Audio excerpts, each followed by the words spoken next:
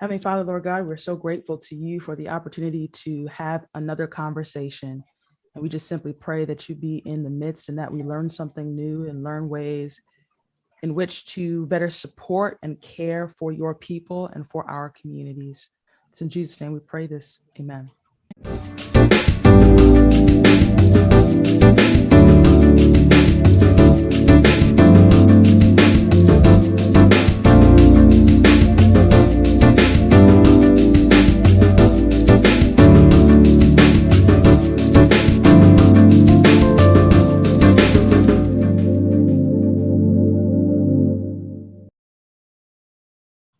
Hello, good morning, and welcome to another episode of What's the Message? I am your host, Claudia Allen, and I am so excited for today's show.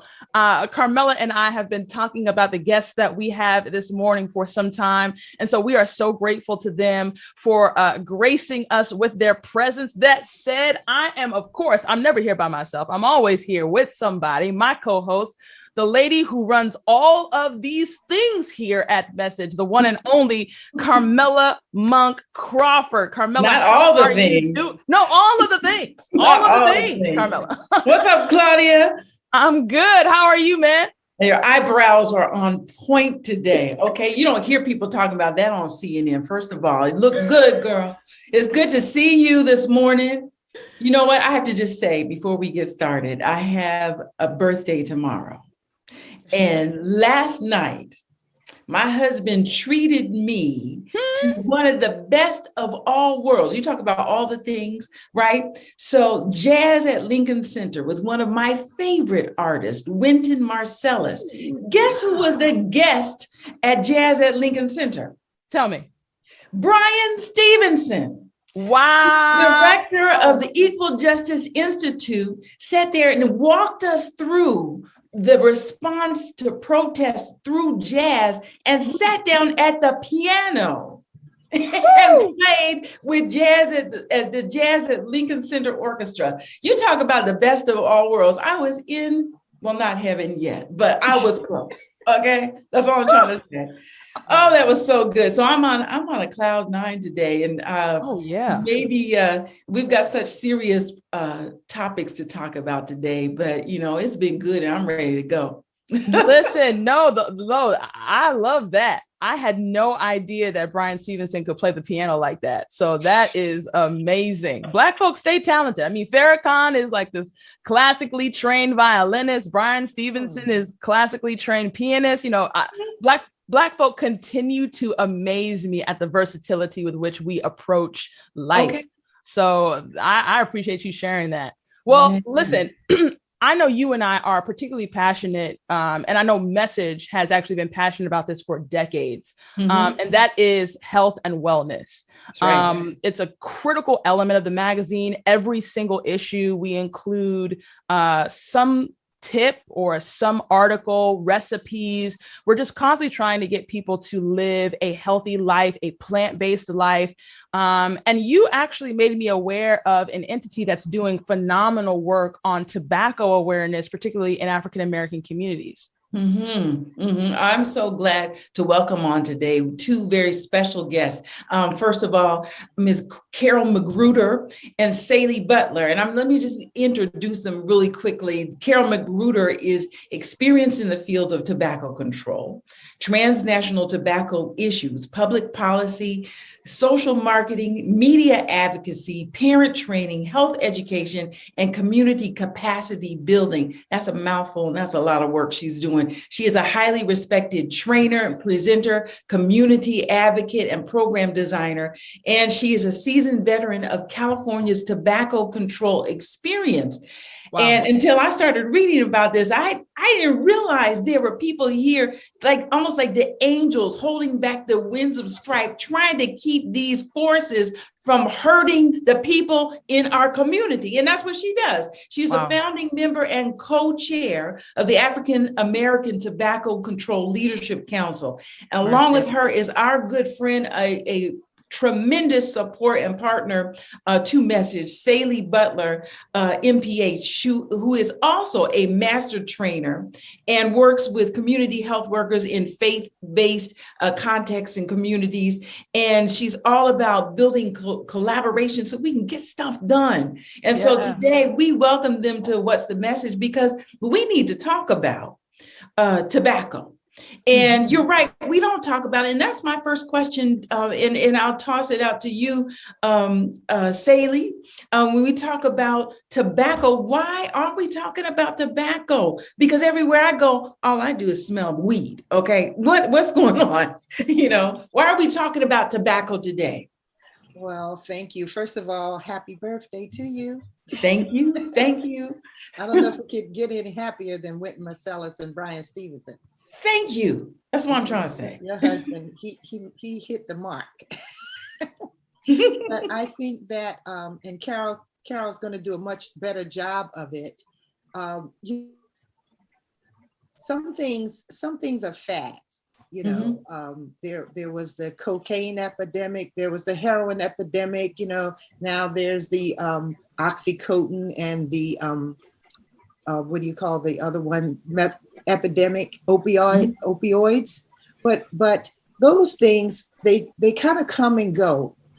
But tobacco has always been the crux of the problem when it comes to lungs and when it comes to smoking. Yes, it hasn't gone away.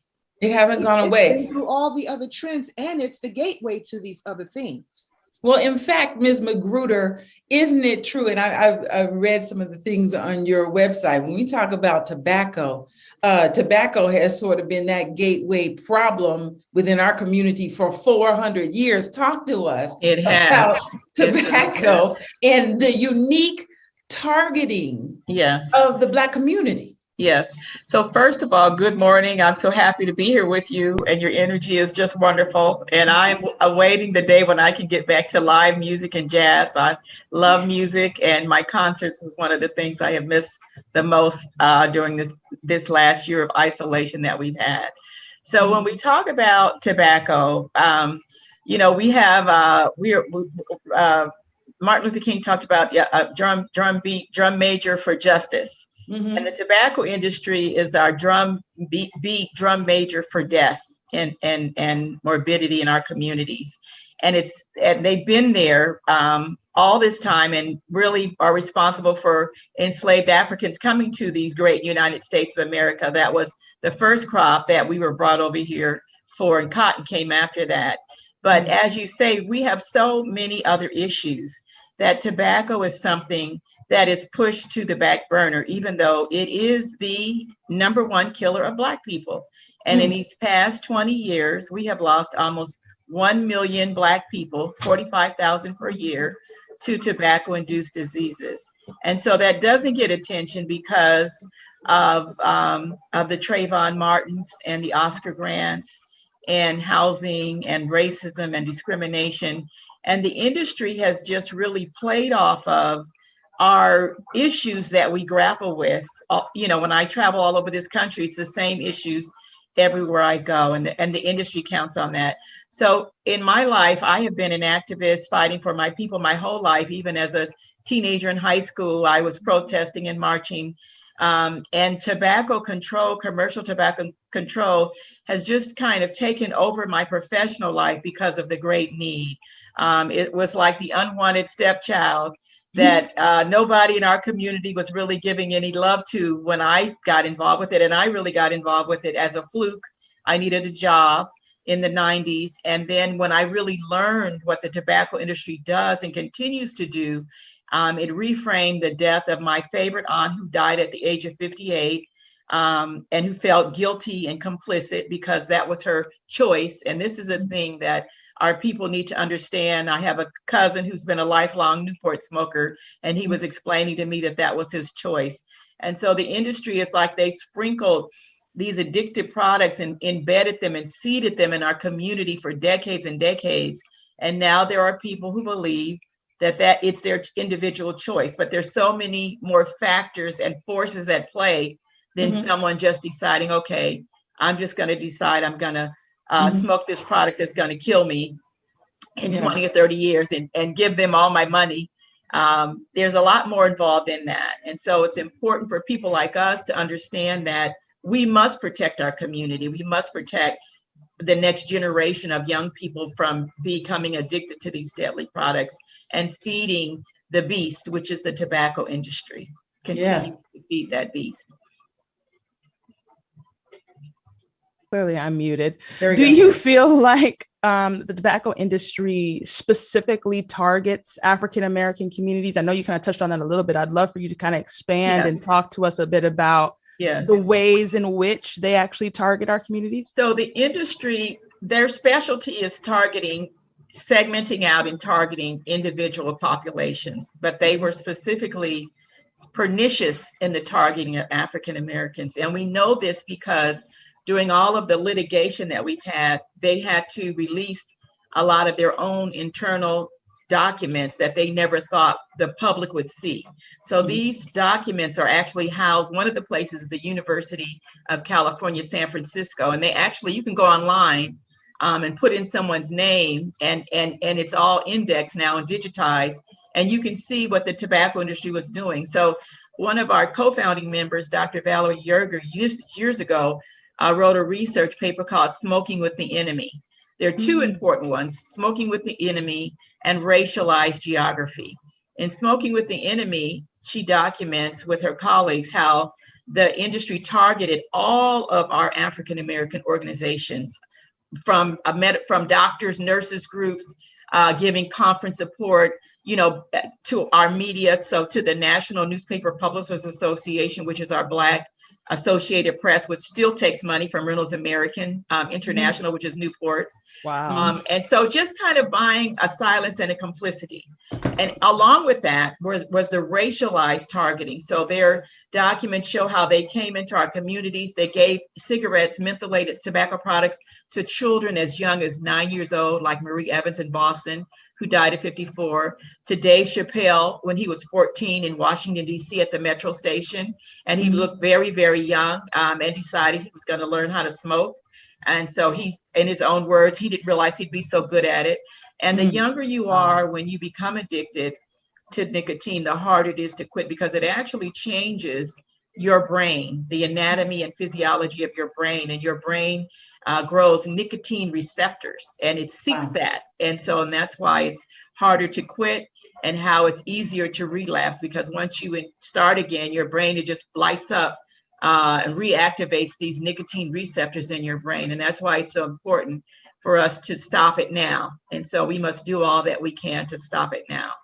A related question on that is what are the cultural receptors, if you will? What are they banking on that we do or we like in our community that makes them so easily welcomed in? So, you talked about jazz. They latched on to all of our cultural, our music, our culture. They call them culture vultures. The Cool Jazz Festival. That's true. When I was a teenager, I went to see Marvin Gaye in Oakland at the Oakland Coliseum and thought it was fabulous that Cools was supporting our Black artists and our people. So that's a big way that they do, is supporting arts and cultures, and that, no one, when we were in the 50s, no one wanted to advertise with Black folks other than alcohol and tobacco, because we were seen as less than, and actually to advertise the Black people would kind of diminish your brand, because before these companies latched on to the fact that we did have money, that we did were consumers. Initially, those initial groups who advertised to us were the things that killed us. Those were the alcohol and tobacco were, and Newport Cigarettes built Ebony and Jet magazine. If you remember, you are a little younger than me and Sali, but we waited for those Jet magazines every week, and Ebony was out every month. We were so proud of to have our own magazine. And when people are marginalized, when they see themselves in media, it's more powerful, because I remember the first time I ever saw a Black Santa Claus. I remember when any Black person was on television, you called everyone that you knew. When the Supremes were on Ed Sullivan, it was huge. And so when the industry started latching on to us and taking on Black Power, jazz and blues and sports, and then hip hop later, it's powerful. And that's one of the ways that they get into our culture, and it's a more profound effect, I think, than other folks, just because we weren't used to seeing ourselves. So when we saw ourselves and they played on that, they knew that we would identify. We were so hungry to see our own people anywhere. Right. and that really helped those initial, that first seeding decade, I call it, to really get in there and get their tentacles into our community, which they continue to have until this day. Yeah, I think it's so powerful what you're saying. I mean, the tobacco industry, McDonald's, all of these entities have phenomenal PR teams that have been latching themselves to Black communities for decades. One of the things I'm wondering about is, why is it that tobacco and alcohol, these kinds of substances, have never really seen like criminality? Versus marijuana and crack cocaine. These substances are viewed as criminal. And at least now marijuana is become, more legal over time. But tobacco has never really ever had a stint to where if you smoke tobacco, you will go to jail. And studies show, my mom actually works in substance abuse, that tobacco, like you're saying, is more addictive than marijuana. So why does it seem like tobacco and alcohol, who are killing more people, are highly more addictive? These are the substances that are not illegal, but the substances that are less addictive and are killing less people are illegal. Right. I think so. First of all, we don't want people to go to jail for using these substances. We don't want them criminalized. We don't want, if it was up to me, I would decriminalize some of the drugs that are we consider to be harder or more problematic, because a lot of that has to do with the fact that people are criminalized for using them. The criminalization is around the people who are making and selling them. So just like we don't make any bullets or guns, but we have them in our community. And we die from them. So we don't make cigarettes. So our fight is with the manufacturers of these products. That's where we want the manufacturing and distribution of these products to stop. And it's not about criminalizing individuals. And so I don't, and that's one way that the tobacco industry is kind of playing on the legitimate concerns that we have around police profiling and police brutality, saying that we're trying to make these products illegal. We are not trying to make them illegal. We are trying to take them off the market because they will no longer be made. And that's from Reynolds American and British American Tobacco. And they're the ones seeding the fear, the legitimate fear that we have, that we will be profiled. As we know, Eric Garner was allegedly selling single cigarettes. And if you watch the video, I think they attacked him because he was an intelligent man. He was not afraid of them. He was not doing any, he was just standing there and he told them, "Don't touch me." And they attacked him and choked him to death. And so, but we also have Amadou Diallo, who was standing on his stoop several decades ago. I had the pleasure of meeting his mother. So the issue is not this product, and we don't want to criminalize it. The issue is the federally adjudicated racketeers, and that's what the tobacco industry are. They are federally adjudicated racketeers who have never had any personal responsibility because they hide behind a corporate shield of incorporation. They're incorporated entities. And as you say, Claudia, it's a legal product. And I was just looking, Chris Rock actually has a wonderful, I love the comedians tell you the truth. You have to hear a little profanity in there. But he has a wonderful segment that he did in his I Ain't Scared video that came out years ago. I actually saw him in person talking about the tobacco industry and almost lost my mind. But that white corporations can sell things that kill people, and that's okay because it's business. Yeah. And so we have to make up our mind as a community that it's not acceptable.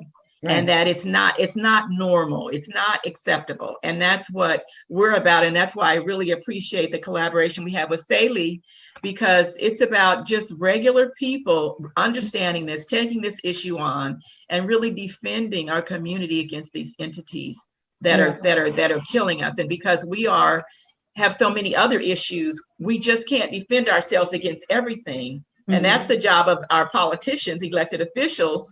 We shouldn't have to individually go and defend ourselves.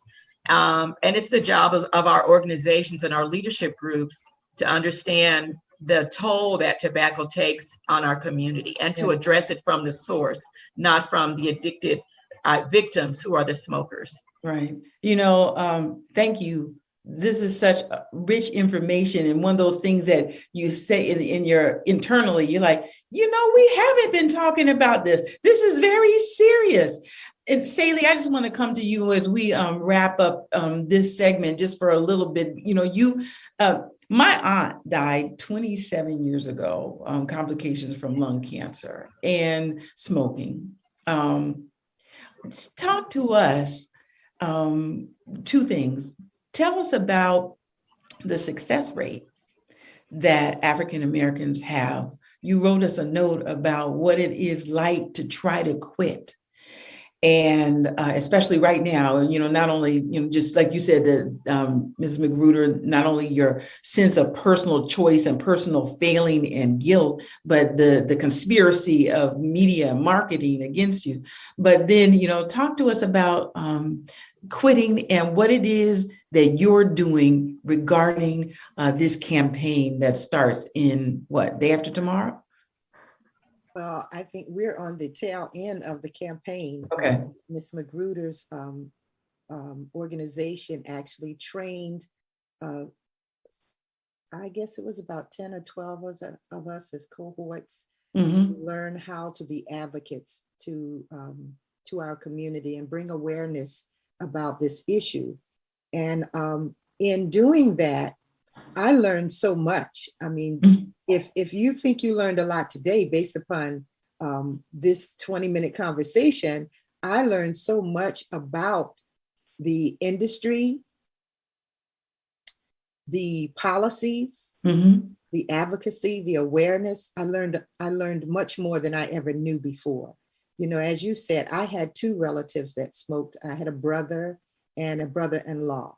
And just being in the environment in itself, the secondhand smoke, became problematic for me, but of course I became the bad person. If I mentioned it, why are you smoking in the house? I became the bad person, but our cohort in LA, we have Deidre McAlpin, Lana Seymour, and myself, we came together to do a project. And our project is an awareness campaign built around students K through 12. And we offered them to be a part of an art contest to do something, video or poetry or artwork, fine art around the dangers of smoking. And we got some great responses from the kids, children can express themselves in art more than they can verbally. Sometimes we see a child that's angry. We don't know why they're angry, but they could be angry because of the experience that they're having, the cigarette smoke and the asthma that, comes about from that. They could be angry because they realize that they're in harm's way, but they can't do anything about it. So that's what we aim to do in our program this coming Saturday at 4 p.m. It's a virtual experience, live and virtual experience. And to just bring about the awareness of how it is impacting our children and what we can do about that. That's awesome. Well, thank you so much, Ms. Butler, for joining us. Ms. McGruder, thank you so much for joining us as well. If the both of you could just please share with us how we can learn more about this information, how we can support you all's work and your organizations so we can make our communities much more healthier. So on my end, I'm the co-chair of the African American African American Tobacco Control Leadership Council. And we are a separate entity, but I am the project director for some projects that are funded through our California Tobacco Control Program through the California Department of Public Health. And we fought to raise the cigarette tax, Prop 56, and that has really generated the resources to get into our community. So amplify.love, that's actually the website, is our love and amplifying of what's good and what's working in our community. And through that project, we have leadership development programs, amongst other things. And that's what Sali Butler participated in. We did a faith leadership. And it was my honor to actually lead this group, even though we had all these stellar folks on who just took this information and have done more with it than my wildest dreams. And so we're seeding and making tobacco control, putting it in the context of our lives. And that's what these coordinating centers do. There's an African American one, there's Hispanic, Latino, so amplify.love. And then our fighting arm is the savingblacklives.org. And I would hope people could get on both of those websites and sign up, and you will get our information and our newsletters. We also have small funding pots for community engagement grants. And so part of that Prop 56 money is about reducing disparities and inequities. So we are able to use these funds in our own way with our own people. We try to make it simple so it's not complicated. We don't ask people to do $20,000 worth of work for a $3,000 grant. And that's something that I really, insist on as we move forward in our community to try to make it as simple as possible and really engage and support what's organically going on and bring in these issues into the broader context of our lives. And so I'm just, so happy to be here with Sali, because they've just been, exemplary in doing what the vision that we had when we wanted to have these programs that we're having. That's amazing. Well, thank you both so much for being here. It's truly a pleasure to have you share with us here on What's the Message. Now, you guys, I am just as excited. We're still talking about love. She said amplified love. Now we are talking about love beyond walls with Pastor Terence Lester. He is a minister, speaker, community activist, author, and founder of the nonprofit Love Beyond Walls, which focuses on poverty awareness and community mobilization. His awareness campaigns on behalf of the poor have been featured in USA Today, Essence, Black Enterprise, The Today Show, Good Morning America, CBS News, NBC, Upworthy, and The Bright Side with Katie Couric. They have been viewed by millions of people globally. I mean, he has spoken on the same platforms as other civil rights activists such as Miss Bernice King, Roland Martin, Gina Belafonte, Michael Eric Dyson, Tamika D. Mallory, and so many others. But Terence's unique approach combines storytelling and digital media to help illustrate social justice issues with practical approaches to solving these ailments. And in 2018, Terence led the March Against Poverty as he walked from Atlanta to Memphis, 386 miles, to bring attention to poverty and homelessness. In 2019, Terence launched the first museum in the U.S. representing homelessness out of a shipping container called Dignity Museum. Terence has written 5 books, but his new book, When We Stand, The Power of Seeking Justice Together, was just released May 18th of this year with InterVarsity Press. And he also holds 4 degrees and is currently working towards his PhD at the Union Institute and University in Public Policy and Social Change. I got to throw this one in. He is happily married to his best friend, Miss Cecilia Lester, and they have 2 amazing children, Zion Joy and Terrence II. Terence, thank you so much for joining us here at What's the Message? Thank you for having me, and I'm looking forward to our conversation. Absolutely. Listen, this book actually shocked me in reading it, because when I approached it, I thought you were going to, talk maybe exclusively just about some of the practical approaches to doing social justice work, particularly around that of poverty. But you actually speak about self-care at length. really in the beginning of the book. And one of the first questions that I really had that I really wanted you to talk about was when you speak about busyness in chapter 2, and you talk about the ways in which many of us as community leaders and community activists can find ourselves doing a whole lot of stuff that's actually unproductive. Can you talk to us a little bit about that? Yeah, I think the entire goal of injustice that exists in the world, period, is to tire you out, right? I think we have been hardwired in society and culture to use busyness as a badge of honor. When you enter into conversations with people, the things that they love to say is, I don't have time, right? And it's almost this treadmill effect. We are talking about things as if we're on a treadmill and we're being very productive, but the reality is that we aren't going anywhere. And busyness is a thief, right? Because it's not about willingness, it's about availability. There are many willing people who want to get involved in their local communities, who want to advocate about what your last guest talked about, tobacco and all of these health concerns within the context of communities. There are people who want to get involved to address political issues surrounding impoverishment of communities, as well as the issue of homelessness. But oftentimes don't have the margin in their lives to actually make long lasting commitments to be a part of the fabric of social change. And what we've got to understand is we need to look at the context of our lives and be really honest about the things that we're doing that may be good, but they're not beneficial to provide the type of change that we're all desiring. Wow, that's so good. Can you talk to us a little bit about how and why you got into social justice work, but particularly that of poverty and homelessness? Yeah, well, I think there are a number of things. One being that, the experience of homelessness knocked at my door early on when I was a teenager. I experienced homelessness briefly.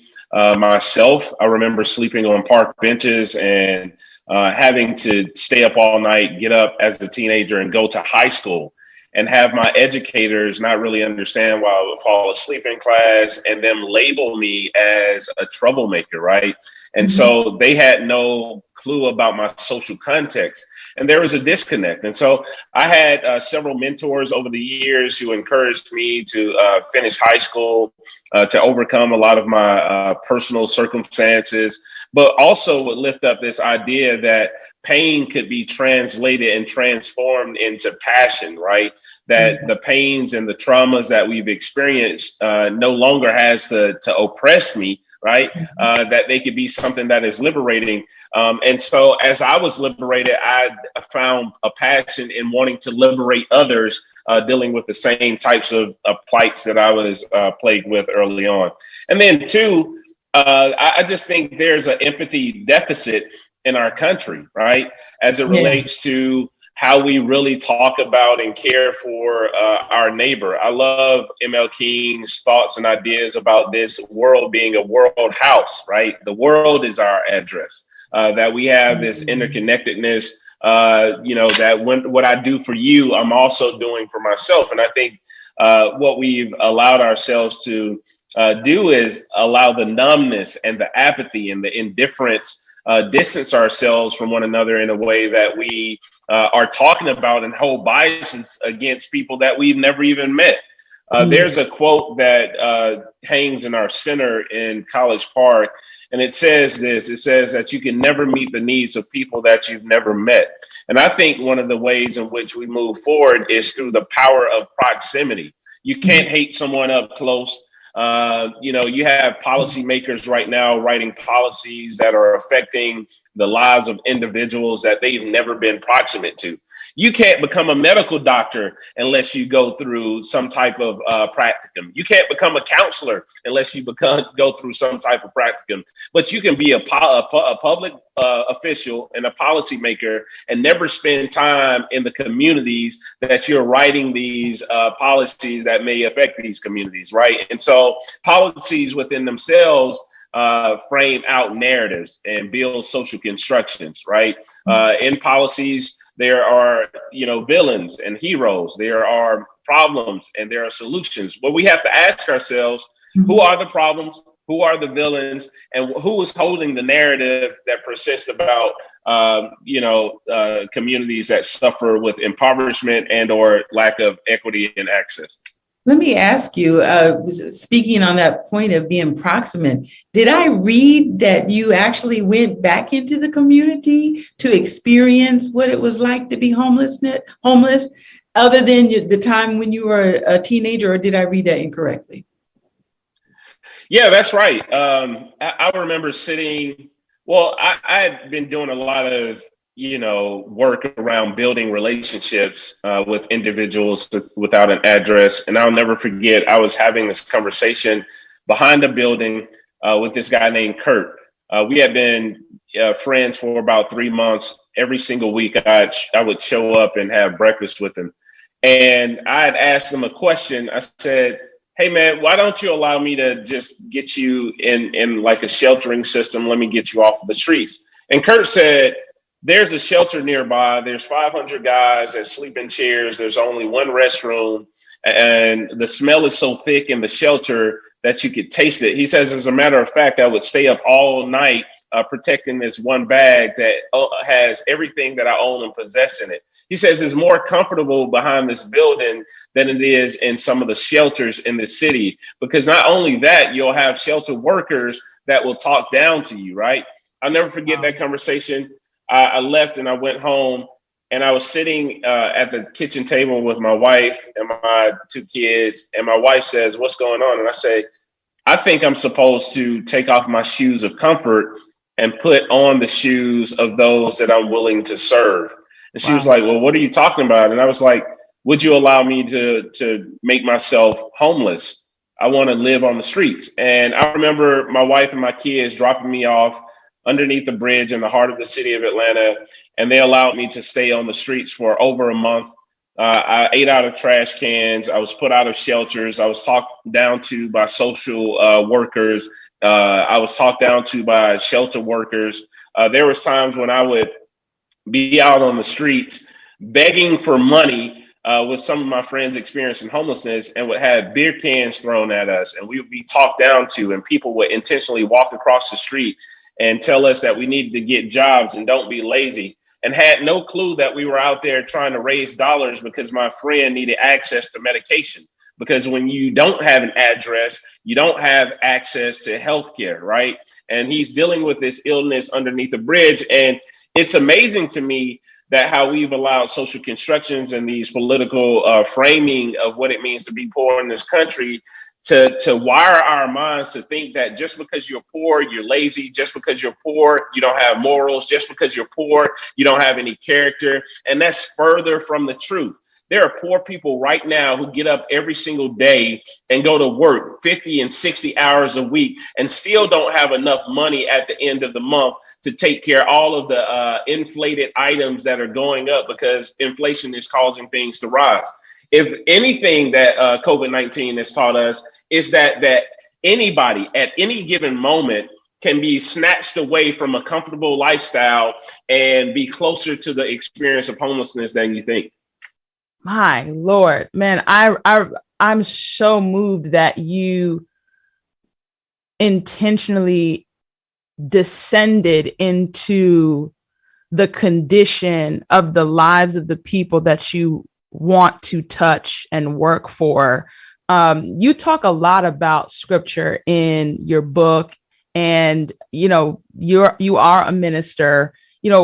How much of your faith plays a role in this? Do you feel like it has helped your work, or do you feel like at some points it's a hindrance? Because I know in some ways faith and religion can be great, and then other times maybe faith and religion can maybe close doors when you're trying to do justice work. What do you think? Yeah, I think those are great questions. Everything I do comes from the center of my faith, right? That is my framework. But when I look at the text, like biblical text, and I look at the life and witness of Jesus, even Jesus himself experienced gentrification and displacement. Remember, Herod sent out a decree to kill all of the firstborn male children. Angel of the Lord had to literally come to Jesus's family and tell them, yo, like, you got to get out of here. Man, I see clear connections between social justice work and the scriptures, right? There are people who hold political power right now who are wanting to erase Black and brown people out of communities and gentrify them so they can take possession of them. And so when I look at the text and when I read scripture, I'm also reading it from the bottom up, not just the top down. I'm looking at it from the place of, yeah, Jesus experienced homelessness, right?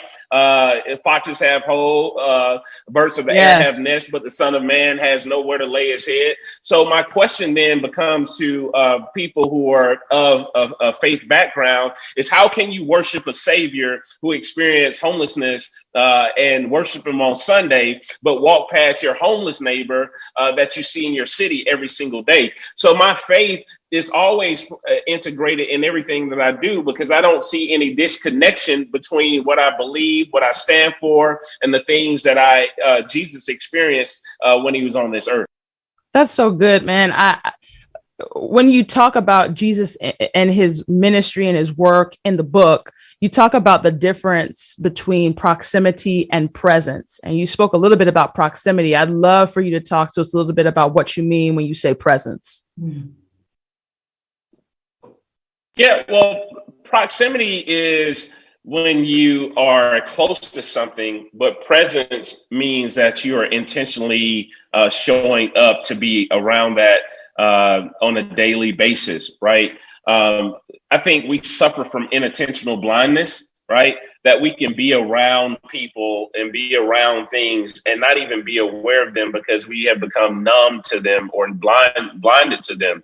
Presence is when you switch on and you take it to another level where you're saying, I am going to show up in community. This is not something that is an event. This is something that I've adopted as a lifestyle. This is my life and my witness. And that's the thing that I like to highlight, is that we need to move away from doing a lot of these event-oriented things and move to a lifestyle of service, right? Yeah. That's one of the things why I was talking about busyness at first, because if you are busy and you're only available for a few events, that's cool, but people are hungry today. People need shelter tonight. People need to stop smoking tobacco tomorrow. You know, these issues are constantly persisting. And if you're only operating from a place of proximity where you show up just every now and then, you can't have the long lasting change that you really desire to see, because presence is when you dwell.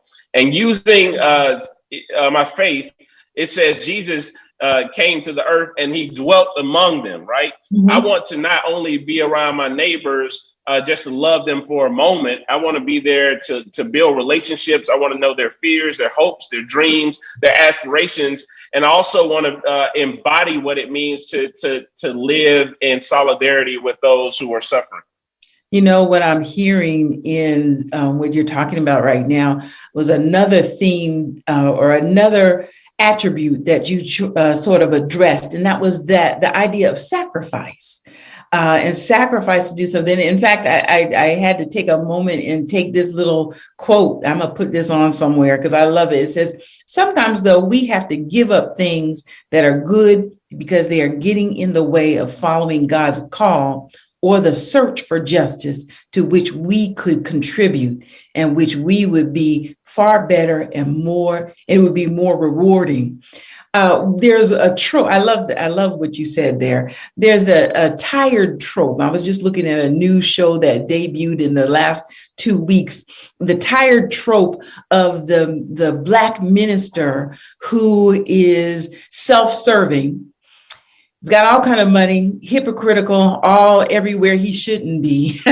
And people have no faith in obviously what the church is doing or what the church's message is.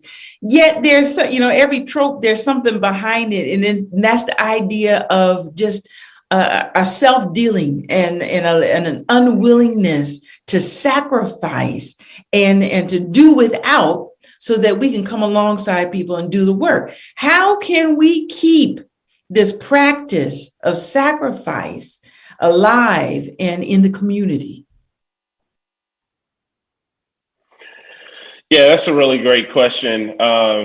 I know for me personally, I've always made sacrifice as a core value. I think people live out of what's in their heart, right? It's almost like, I hear what you're saying, or I hear what you're preaching, but you can never separate or divorce yourself from what's really in your heart, because it will come out through behavior, right? And so for me, early on, I personally set aside and got with myself and grounded myself in these core values that I developed. And one of those core values was sacrifice.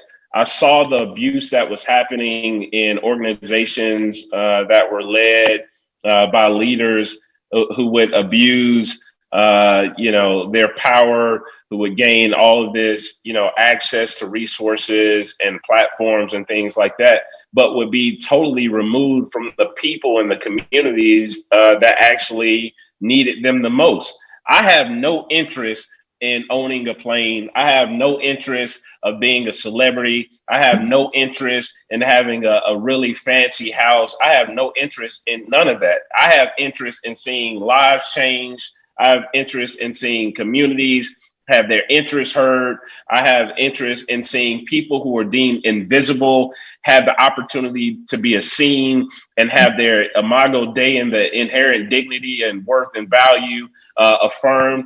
I am not impressed by CEOs. The person laying on the bench has just as much value as a person who is sitting behind a desk.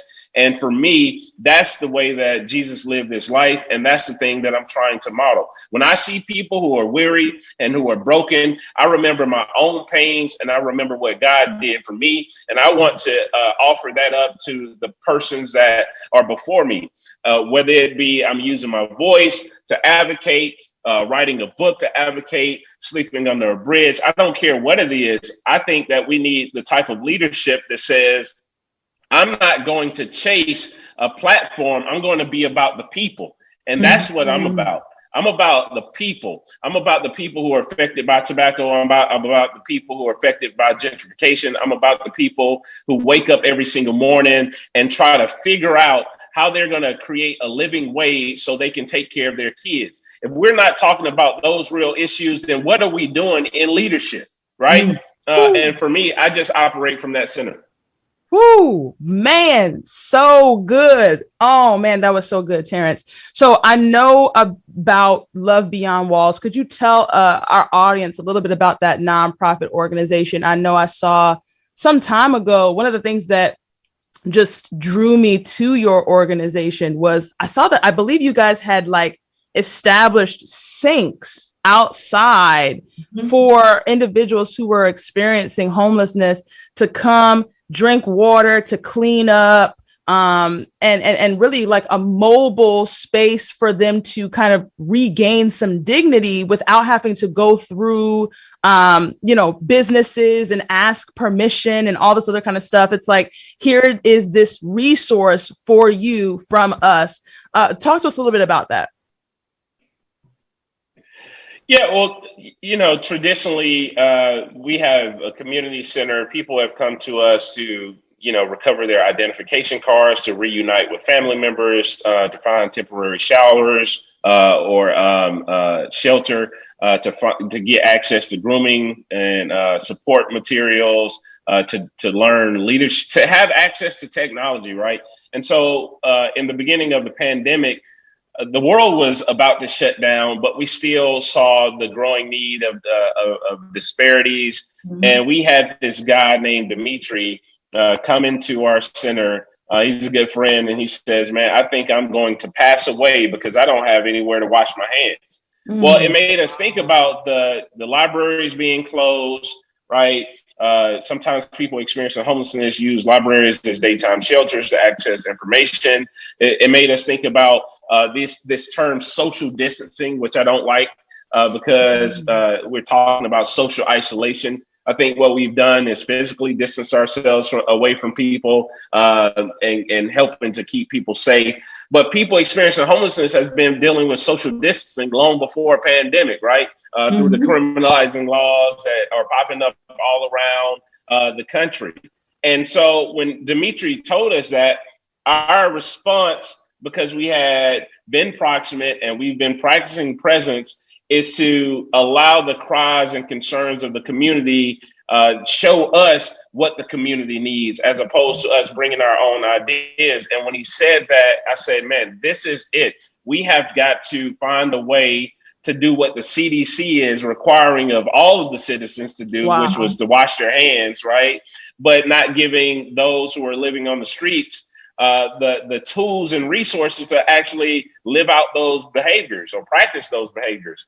And so that's when I had the idea to start placing hand washing stations in the street. We started with 5, we grew to 15, we grew to 50 in the city of Atlanta. And then the story started to spread, and we got all of these companies involved. And now we have hand washing stations in 62 cities across the country and in 2 additional countries. One of the most inspiring stories I'll never forget is this guy who was literally about to run over and grab a bite to eat because there was another organization at a park passing out meals during the pandemic. He turns around and comes over to this hand washing station in the middle of the park. And he says, I'm thankful I can wash my hands before I get a chance to eat. And these are some of the things that we don't even think about as it relates to balancing the scales of access for those people experiencing homelessness.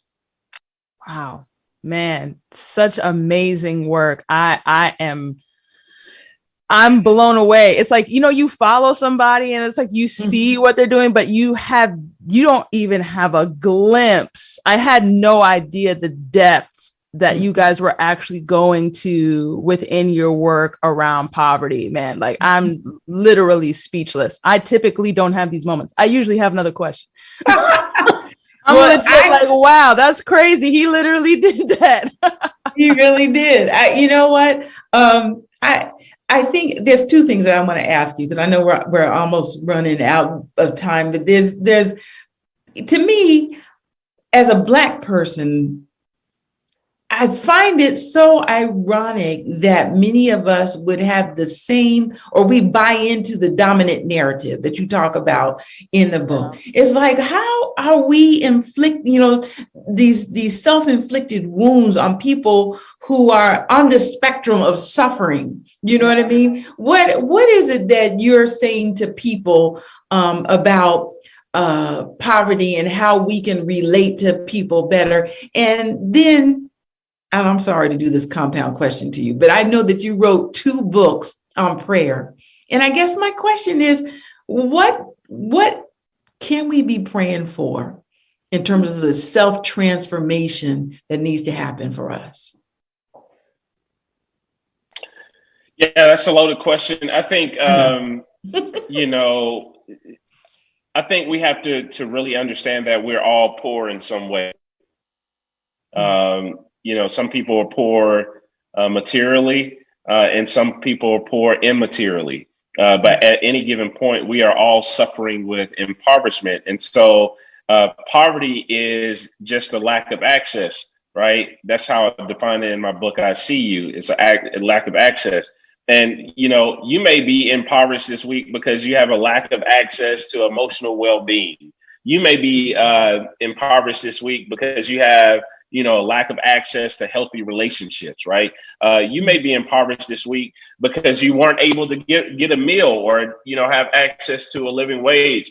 But I think sometimes we think that we are better than other people because in American society and culture, we use a metric system to measure worth, all of these external things, right? What kind of car you drive, who do you hang around, what sorority are you a part of? Where did you get your degree? We ask all these questions to dictate how valuable somebody is, right? Yeah. And what I'm arguing is that we need to start with the intrinsic worth and value of every single person, because that levels the playing field. Because when I look at you if I own a business or not, you are still worthy. If I'm a CEO or not, you are still worthy. And I think that we need to get back to the basics of how we measure worth and deem every single person worthy, right? Yeah. Yeah, I do. And the thing of what I'm hoping is that we pray and ask God to open up our hearts to see each other. I'm not talking about the type of seeing that says, oh, you got a nice haircut, or you got a nice hairstyle, or I saw you got those new shoes, or look at the car you drive. I'm talking about seeing each other in all of our humanity, right? Being able to call out the goodness of people who may be suffering, being able to affirm the dignity of a person when they're at their worst, right? How would you like to be known for the worst moment in your life, right? I think Brian Stevenson alludes to that in his book, Just Mercy, right? And so I just think we need a reorientation of how we see each other and how we love neighbor. And when I talk about loving neighbor, as Jesus talks about in the scriptures, you can't love the neighbor and not love the neighborhood that the neighbor emerges from. And you can't love that neighbor and not love the neighborhood, and then also be concerned about the issues that neighborhood is facing. Mm-hmm. And what I'm posing is that we pray to God to allow us to love the whole neighbor and see each other through a lens of empathy. Man, thank you so much, Terence. I feel like that's probably the greatest way to bring an end to a conversation that I think Carmela and I, as well as Ms. Butler and Ms. McGruder, could have all day long. And I think what is so fascinating, even about bringing these two worlds together, is that oftentimes it is the emotional and spiritual and relational poverty that we live with on a day-to-day that oftentimes leads us to substance abuse. Mm-hmm. And I think it's when we can really begin to meet people's real needs, just like you're talking about, that we can begin to move them away from trying to self-medicate and cope in unproductive and unhealthy ways. But until then, let's continue to fight against these manufacturers and these institutions that are trying to intentionally lure our people into taking these substances and these drugs, rather than actually resource our communities so that we don't have people going to sleep in parks, and we don't have people who, students, teenagers, like yourself, who are struggling to stay awake because they don't have a place to sleep at night. And so if there's anything that you all gained from today's show, it's our hope that we encouraged you to both understand the depths of many of these social issues. I think we always say, or we hear, people are passionate about justice and want to get engaged with social justice work, but there are so many issues. And with our guests today, you have seen that they picked one. Yes. They have not tried to live their lives saying, I care about social justice, ambiguous term. They said, I'm going to dedicate my life to battling tobacco. I'm going to dedicate my life to eradicating homelessness or dealing with poverty awareness. What is your thing? If you have listened to this entire podcast today and you haven't come away with it feeling the need to identify your thing, then we wasted 50 minutes of your time.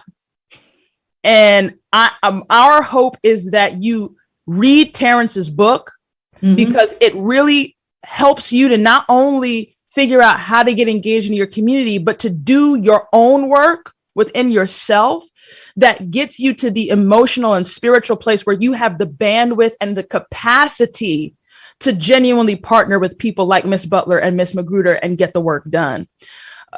As always, this is a pleasure and a privilege to be able to come to you and talk to you about these things. we here at Message are doing a variety of things that we want to put you guys on to. We've got the latest issue, the May-June issue of the magazine. It is out right now. Jamar Tisby is the cover of our May-June issue. And he also has a feature article in there. And this is our Toxic Christianity magazine. This is the issue where we really delve into the ways in which faith and Christianity, when it is misunderstood and when it's misappropriated, can become very harmful. And so we really want to encourage you to visit our website at www.messagemagazine.com. Make sure that you get either our print or our digital copy of the May-June issue. I'm telling you, you will not be sorry. But we also are in the middle of a campaign right now, guys. We are doing some amazing things online. And so if you want to keep up with us, you've got to make sure you're liking the Facebook page. Make sure you're following us on Instagram and Twitter at Message1898 so that you can keep up to date with everything that we are dropping. Because this month, we really just want to send the message that the message is your superpower. No matter what is going on in life, whether you're dealing with health, whether you're dealing with stuff in the community like we talked about, whether you are dealing with spiritual doubt, whether you are dealing with financial struggles or you're dealing with anything, we feel like Message, literally all of the things, we really feel like Message has critical, tangible, practical answers for absolutely every single one of those things. It's why in every single issue, we make sure to give you the finance tips that are going to make you financially stable, to give you the plant-based recipes that are not just healthy, but they taste good. I mean, we try to give you the goods on relationships, how to fix your marriage. Listen, we are not here trying to give you weak content. So you've got to make sure you are getting not only our bi-monthly magazine, but make sure you are following us all over social media. All right. Thank you all so much. We are, I can't believe I almost forgot this. Guys, next week's episode is going to be fantastic. All right. As always. I have none other than Oakwood University professor Julian Waddell coming to the podcast. Now, this man just recently published a book on called Tales from the Greenwood District. Now, May 31st of this year marks the 100th anniversary of the massacre on Black Wall Street. And we all know what that was. Back in 1921, KKK rode in and burnt down a all-Black town in Tulsa, Oklahoma. And what we see, or what we're going to learn with Professor Waddell, is that there was a life before the massacre. All the time, we love talking about all of the trauma that happens within our communities, but we rarely delve into the stories behind the businesses and the lives of the people, what they thought, what they were doing before all of these flames. And he has done extensive research and has found those stories and has put them together in a book. He has even literally created digitally. Y'all are going to be mind blown by this. He digitally recreated the entire all-Black town so that you can see a full map of what the town would have looked like.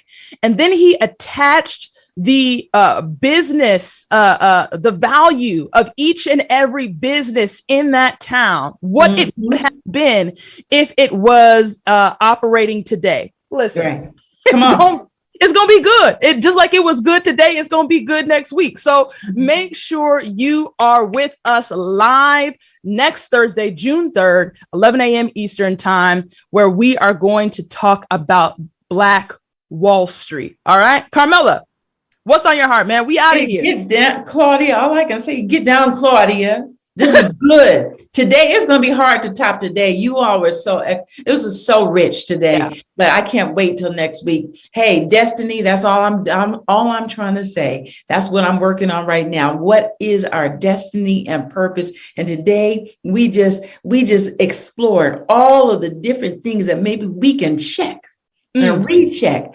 How can I walk in the purpose that God has for me right now? And so we're going to put those together. And thank you, all of our guests. I'll see you next week. See you guys next week. Bye. Thank you.